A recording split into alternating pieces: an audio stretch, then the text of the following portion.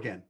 This is Stephen Welsh, and on behalf of the Board of Directors of the International Chiropractors Association, I'd like to welcome you to the year 2021. Well, 2020 is finally over. It was a year that will never be forgotten. What began last March as 15 days to flatten the curve has gradually become the greatest public health crisis in our lifetime. COVID cases continue to rise. We are now on our third wave of increasing deaths, and the hospitals are once again being overrun in many jurisdictions. Now, to those on the front line, the doctors, the nurses, and the first responders that continue to risk their own safety in the service to others, please know that your valiant efforts are recognized and appreciated. And to the chiropractors around the world that continue to serve their patients as essential healthcare providers, please know that your patients will never forget your commitment to them during this time of crisis. And to those chiropractors in states, provinces, or countries that have restricted your ability to practice, your local communities will always remember your commitment to help them in any way that you could. Well, today, I'd like to bring you a message of hope. You see, there is a light at the end of the tunnel. It is trying times like these that serve to teach us all a very valuable lesson. You see, we are all living in the same boat. We're all living on the same planet, and we're all faced with the same challenges.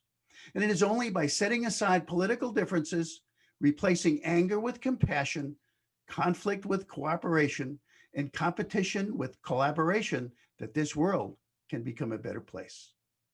So today I'm going to challenge all chiropractors around the world to set the example. You see, our great profession can help heal the world, but in order to do that, we must heal ourselves first.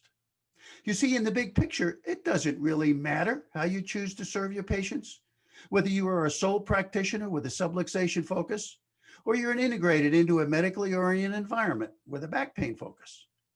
There is a bond that unites us, and that bond is the power of the chiropractic adjustment. That bond is the ability to teach our patients that there's a better path that ultimately leads to a greater state of health. Now, we may not yet truly know exactly how it works and why it works, but we do know that we know.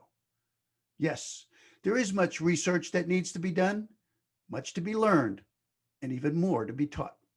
So in the meantime, no matter how you practice or where you practice, the ICA is here to help you make this world a better place. Well, that's my opening statement. Now it's time for the January 2021 ICA Update. Well, it's been a challenging year, and like most organizations, the ICA has had to cancel many in-person meetings. We've had to learn to use the Zoom platform to tighten our belts due to the revenue shortfalls, but that didn't stop us. Let's begin this update with a brief recap of the ICA's top 10 accomplishments for the year 2020.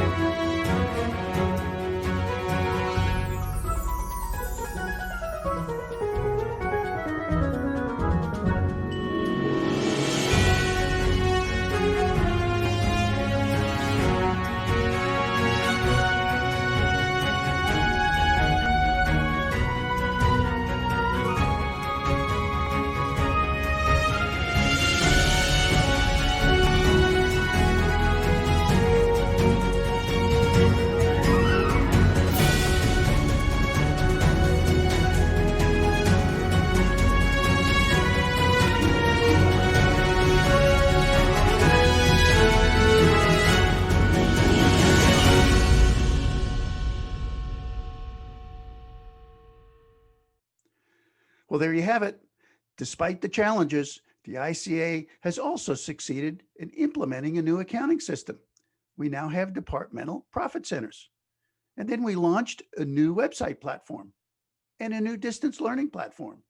And we even converted our multitude of databases into a single new member information system. And we did all this while continuing to grow our staff in order to meet the needs of our many stakeholders. So please visit www.chiropractic.org and take a look at what the ICA has to offer. What you see is just the beginning, and the best is yet to come. Now, in the next segment, we're going to take a look at the good news on the Paycheck Protection Program front. Well, do you remember March of last year and the struggles that many of us had with the original PPP loan program? And then there was that IRS ruling that denied the ability to take the expense deductions for the bills that were paid for with that theoretical grant. Well, I've got news for you and all of you who made those loans, and for those that may still need another. You see, Congress has come to the rescue, and in legislation passed just before year end, a new law was passed that does the following. One, it allows you to deduct the qualified business expenses paid for with that first forgivable loan. Two, it provides a new round of loans with a much simplified application process. And this time, the smaller businesses get to apply first. And these loans will also be forgivable, provided that they are used for qualified expenses. There is a catch, however, and a reason that some of you may not qualify. You see, you must be able to demonstrate a 25% reduction in collections in one of the quarters in 2020 compared to that same period in 2019. And finally, the loan forgiveness application has been drastically simplified for small businesses, and the timeframes have been extended. Well, that's it for the COVID-related news. In the next segment, will be devoted to breaking news from the World Federation of Chiropractic. On January 18th, the World Federation of Chiropractic announced the appointment of Dr. Carlos Ayres as the new WFC president. He replaces immediate past president, Dr. Vivian Kill, who recently resigned from that position. As a 1981 graduate of New York Chiropractic College, Dr. Ayres did move back to his native country of Peru, and he has been leading the development of chiropractic in Latin America for the past 2 decades. On behalf of the board of directors of the ICA, I congratulate Dr. Ayres, and I'm looking forward to working with him as our organizations continue our missions of bringing chiropractic to the entire world. Now, in another development, the WFC has announced a global effort to repopulate its research committee following the resignation of 6 of its members last September.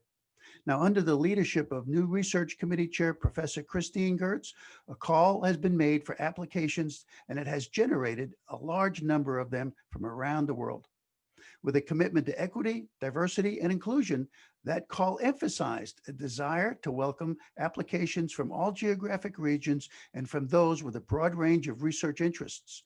The new members of the research committee are expected to be announced in January 2021.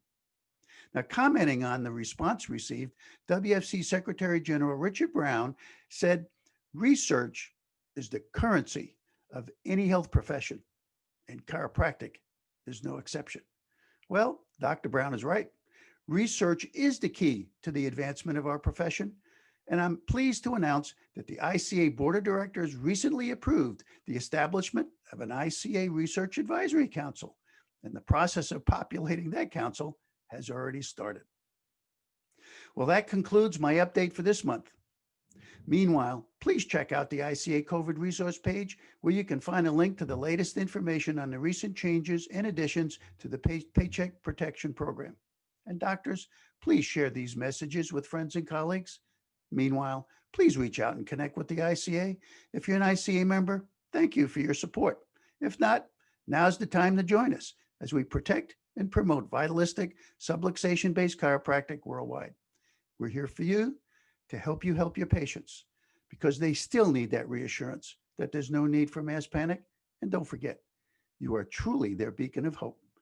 And we will get through these challenging times, and we will do it by working together. Thank you.